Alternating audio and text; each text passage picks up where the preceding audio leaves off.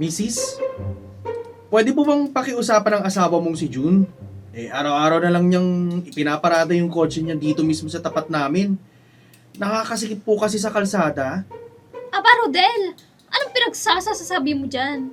Kalsada yan ng gobyerno. Hindi mo pagmamay-ari yan para pagbawalan mo kami. Kung ayaw mong may nakaparada dyan, bilhin mo yung kalsada. Ginagawa ko po yun kasi paulit-ulit ko na po yung pinapakiusapan si June pero binabaliwala niyo naman po. Kayo na nga po yung walang garahe, kayo pa yung matapang at nagdudulot ng perwisyo dito. Kung akong sigawan sa harap ng bahay ko, irereklamo ka na namin sa barangay dahil sa paglalagay mo ng basura sa amin. Akala mo nakakalimutan na namin yun? Oh no! Magpaliwanag ka kay Kapitan. Wala akong tatakbuhan, miss. Mas maganda na nga na sa barangay tayo magkaharap-harap para naman malaman natin kung sino may karapatang gawing sariling garahe ang kalsada na ito. Oh, bakit mo pinutol yung script natin? Di tapos na agad. Tapos na agad. Pero bakit nga ganon? Bumibili kayo ng kotse nyo, pero hindi kayo makabili ng sarili nyong garahe? Ganon ba talaga yon?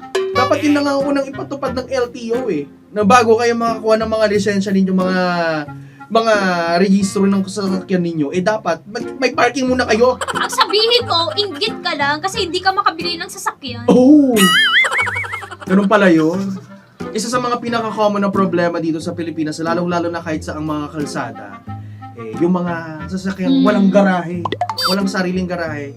Diba? Illegal parking. Lalong-lalo na sa mga masisikip na barangay, no? Yung masisikip na daanan ng barangay. Kapag magpa-park kayo mga kapre, di kaya i-consider nyo na bumili ng sasakyan. Syempre, unang-unang i-consider dyan ay ang garahe muna. Kasi saan may pa-parking? Hindi na may ibig sabihin na pampublikong kalsada yan. Dyan mo na din sa pampublikong hindi na mahulog yan. Dapat dyan ka na din magpa-parking. Kaya kabarangay, dapat talaga nating solusyonan ng problema ito.